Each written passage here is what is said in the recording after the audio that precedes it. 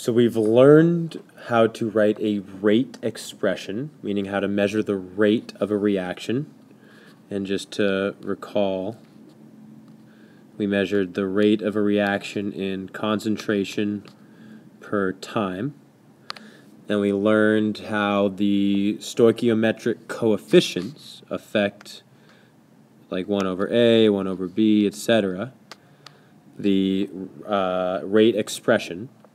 We've talked about the rate constant, K, and its role and how it's unique to every reaction that occurs, and it must be determined experimentally.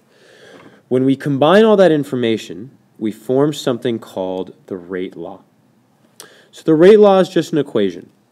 Okay, it's an equation that expresses the relationship between the rate constant and concentration. Because what we're going to see is, and what we've already seen, is how if you change the concentration of one of the reactant molecules, the rate of the reaction is going to change. So, let's consider our general form equation again. AA plus BB react to form CC plus DD. Okay?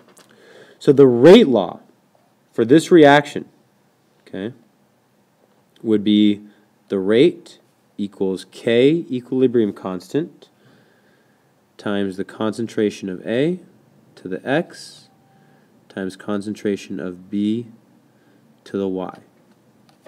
Okay. The reason we have A and B is because they are reactants. If there was only one reactant, then we would only A was a reactant, then we would only have A here in the rate law. Okay. This X and Y, where do they come from? What are this X and Y? Okay. Well, the X and Y are what are called the order of the reaction. Okay. So the way we would say this is that this reaction, whatever this general reaction is X, this is how we would say this, is Xth order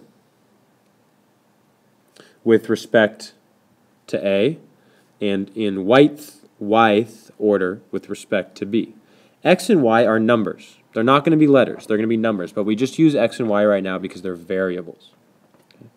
And therefore, the overall order of this reaction would be X plus Y.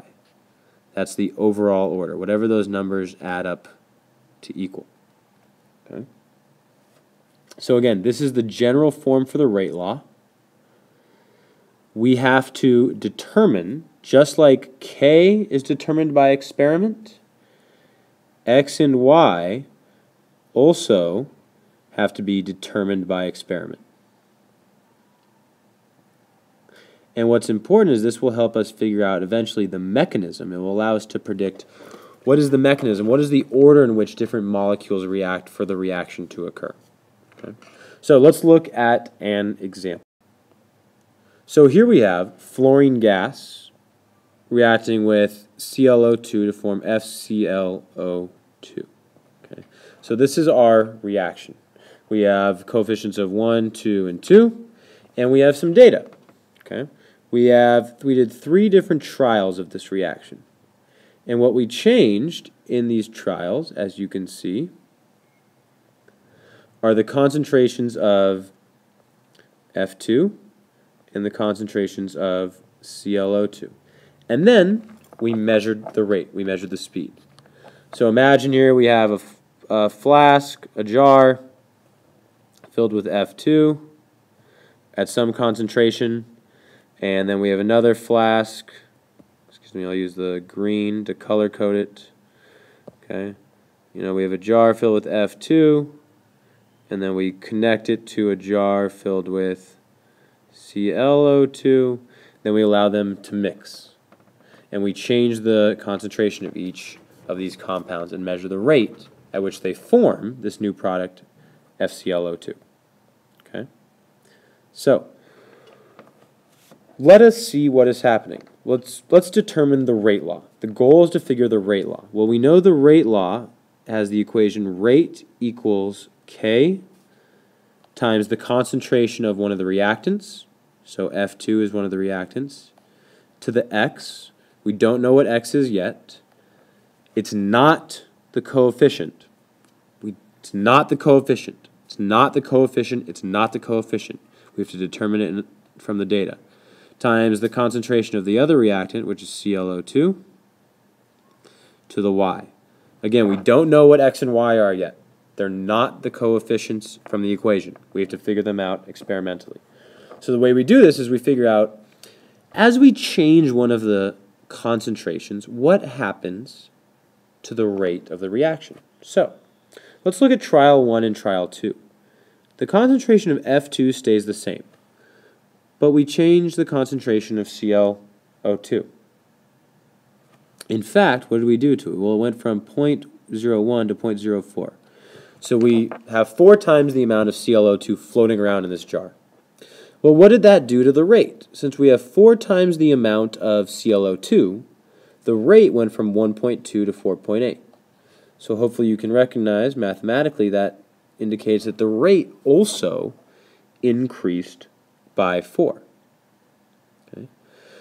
So since the relationship between the increase in the concentration and the increase in the rate is the same, okay, they're both the same, that means that the order of the reaction with respect to ClO2 is 1.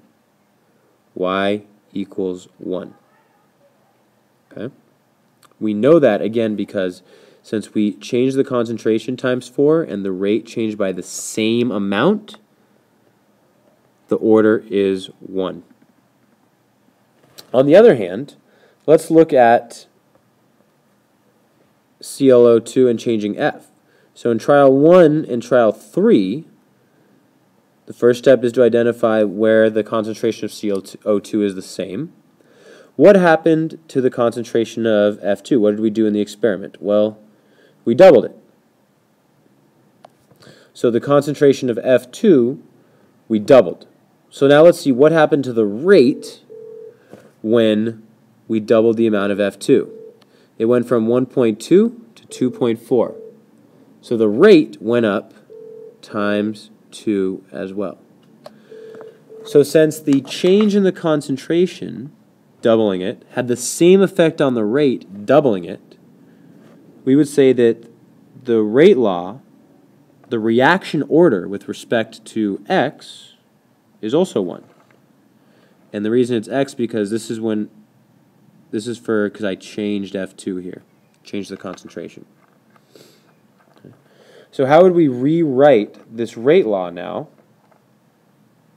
with our new variables? Well, we would have rate equals K times the concentration of F2 to the 1 times the concentration of ClO2 to the 1. Another way of writing that is just rate excuse me, equals rate constant times F2 times ClO2. So notice, the order of this reaction with respect to F2 was 1, and the coefficient was 1 up here. That was just coincidence, because the coefficient for ClO2 is 2, but the reaction order with respect to ClO2 is 1. So again, X and Y have to be determined from the data. So if I ask you, what is the overall order of this reaction? Overall order is X plus Y, which is 1 plus 1. So we would say the overall order of this reaction is the second, is 2. The overall order of this reaction is 2. Okay. So now we have the rate law, but we haven't figured out K. Again, we can figure out K. We learned how to do that yesterday. Let's just choose any one of our trials and plug in our values. So let's take trial 1. Okay, and let's plug in some numbers. Well, the rate for trial 1 was 1.2 times 10 to the negative 3. We don't know what K is. The concentration of F2 in trial 1 was 0.10, and the concentration of ClO2 was 0.01. So let's go ahead and solve for K. 0.1 times 0.01, K times 0.001 equals 1.2 times 10 to the negative 3. So if I divide by 0.001 on both sides, I get a value of K equals 1.2. What we'll talk about in class tomorrow is let's do the same thing, or you could do for practice, is do the same thing for trial 2 and trial 3 and see what you get for the value of K. See if you get the same value. So now if we rewrite the final rate law for this reaction, okay, we now know all of our information. We know that the rate is going to be equal to 1.2 times the concentration of F2 times the concentration of ClO2. So this would be the overall rate law of this reaction. There are 3 key points that you need to know, okay, that you need to take away from this. Number 1, the rate law can only be determined from experiment.